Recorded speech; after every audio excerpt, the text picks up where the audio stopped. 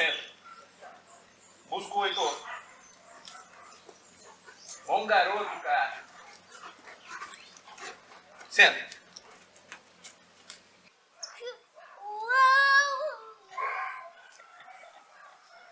Muito bem. Vai lá, papai vai gravar.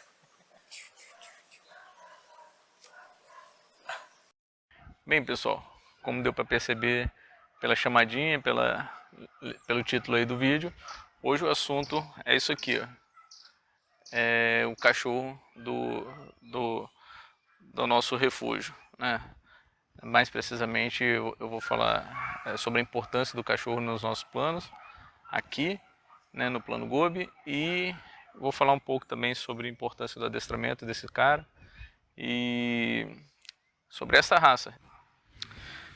Bem, muita gente lembra dos Dobermans, né, a galera mais velha aí, a galera com beirando os 40, lembra dos Dobermans na década de 80 e até a década de 90. O Brasil sempre foi um país muito de modinhas, assim, né? É um país muito pobre no que diz respeito à cultura sinófila e em função disso é muito sujeito a essas modinhas. Nós tivemos aqui no Brasil a década de 60 e 70, foi a década do pastor alemão, década de 60 fila brasileira, década de 70 pastor alemão, década de 80 foi a década dos Dobermans e década de 90, né, vieram os Rottweilers, 2000 os Pitbull e agora mais recentemente os Malinois. Bem, quem também já viu o Ajax nos vídeos aí, percebeu que ele é um pouco diferente da maioria dos Dobermans que você via antigamente. É porque os Dobermans são divididos em dois padrões, né? Existe o padrão americano, que é aquele mais fino, mais esguio, né? Uma aparência um pouco mais delicada. E o Doberman europeu, que é esse Doberman mais robusto, cujos machos ultrapassam 45 quilos. O Ajax está hoje com 1 ano e 6 meses e está com 46 quilos agora.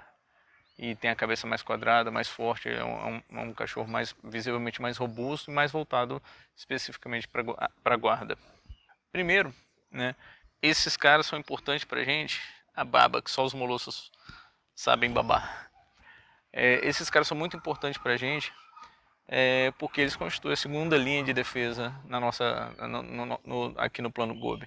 Depois dos muros, né, ou terceira, se considerar os grampos em cima dos muros, em cima dos muros tem grampos de cerca, né? Eles são inox, são bem resistentes e são muito afiados. Se você considerar os grampos como segunda linha de defesa, que pra gente aqui é importante, porque como a gente está num lugar isolado, né? E às vezes eu saio para trabalhar, para fotografar, quando eu não fotografo aqui no estúdio dentro da chácara. E aí com os grampos, o muro alto e os grampos, o vagabundo, para saber se os cachorros estão soltos ou se eu estou em casa, ele vai ter que subir no muro, vai ter que apoiar as mãos no muro. E não tem couro, não tem lona, não tem nada que resista aos grampos de cerca, né? Então se ele subir para botar a cabeça ali em cima, o muro tem 2,5 metros de altura, provavelmente ele vai machucar um pouquinho a mão. Mas eles constituem a nossa linha de defesa seguinte, né? Tudo isso é muito interessante, você falar de preparação, você ter uma reserva de comida, um estoque, você ter uma horta, você ter animais, né, para se alimentar, mas nada disso tem o menor valor se você não puder proteger, obviamente, isso, né? E aqui nós trabalhamos com 5 linhas de defesa, né, sendo que, obviamente, as últimas é para nossa defesa pessoal e só, né? Porque em último caso o que mais importa são as nossas vidas, principalmente da Bia e dos meninos para mim.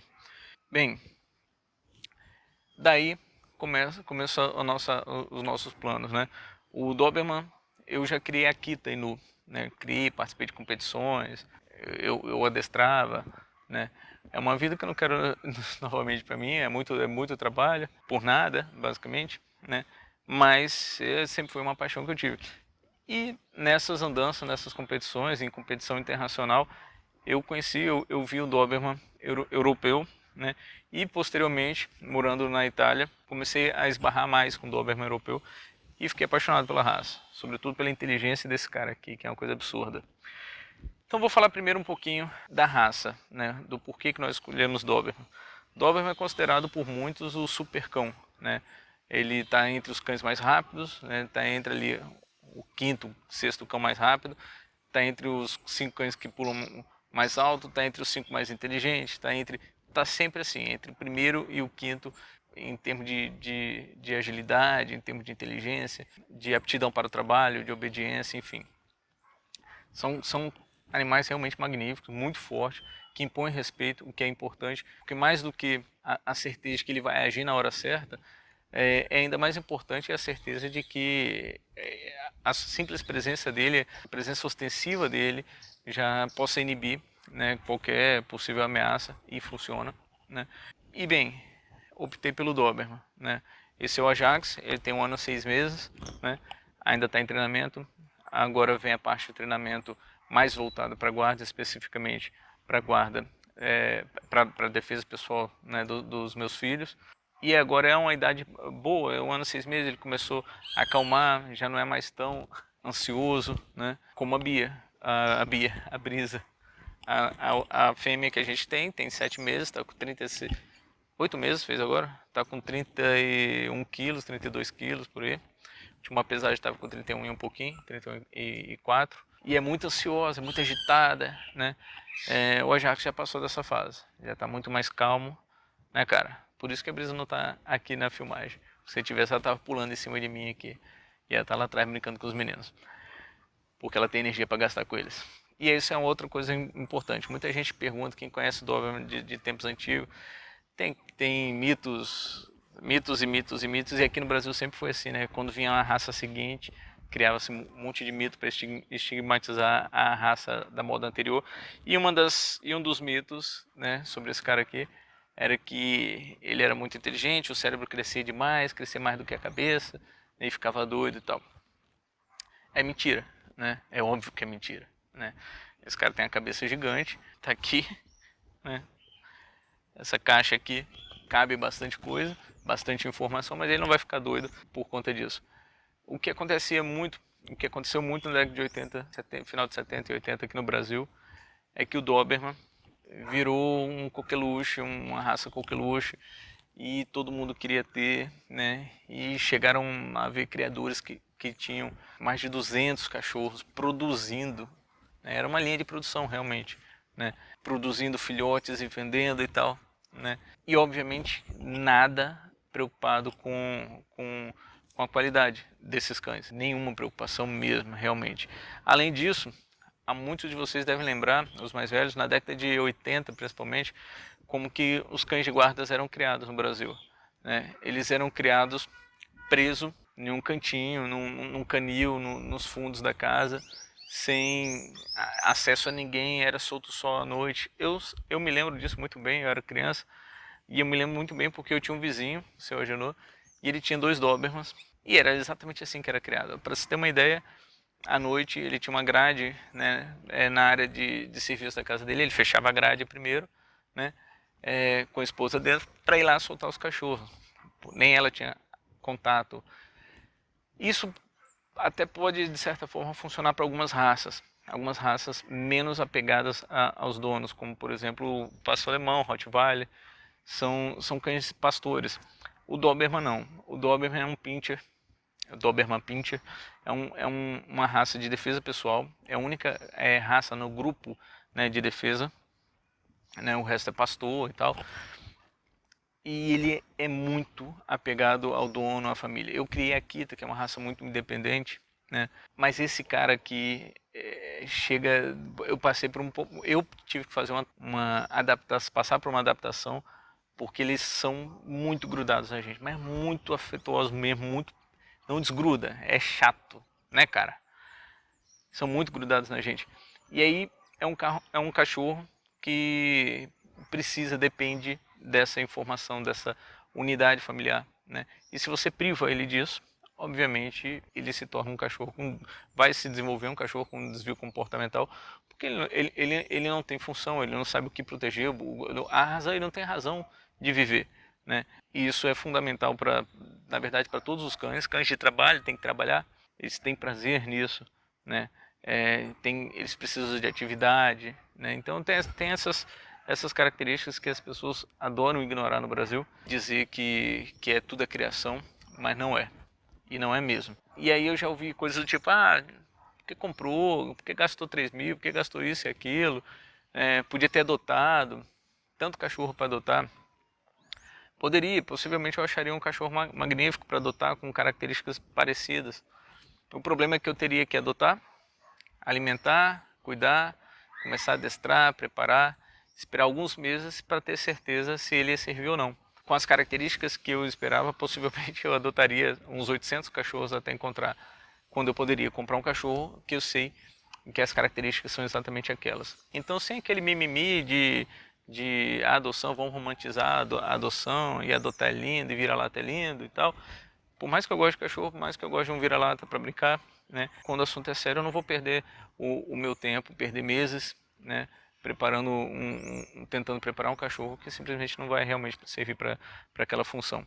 Então, por exemplo, possivelmente, mais para frente, é bem provável que uma hora eu esbarre com um vira-latinha e venha adotá-lo.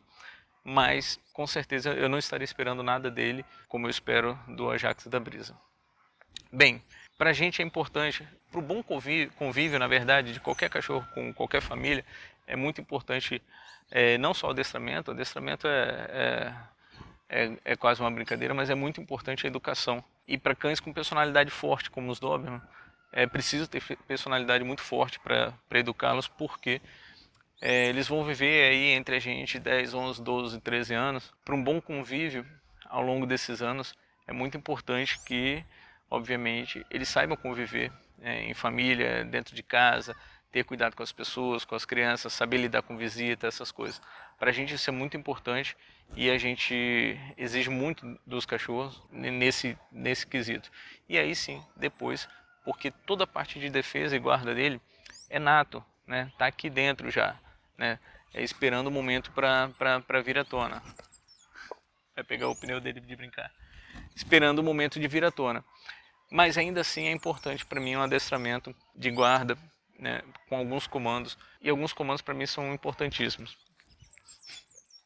Alguns comandos para mim são importantíssimos. Ele vai passar de novo. Localizar meus filhos, ok? É um comando importantíssimo para mim. Em uma situação qualquer desesperadora, eu tenho certeza que esse cara vai achar meus filhos muito, muito antes do que eu, em qualquer lugar, em qualquer ambiente, né, cara? Localizar meus filhos, né? Proteger é um comando para mim importante, e proteger é um comando com o qual eu estou preparando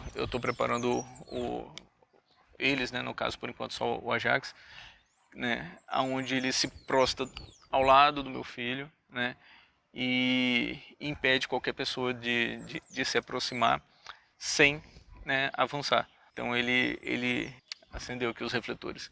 Ele deixa claro, ele rosna, né, e tal, e deixa claro que tem que manter a pessoa afastada para, em último caso, atacar se a pessoa tocar no meu filho ou se a pessoa partir para agressão de alguma forma.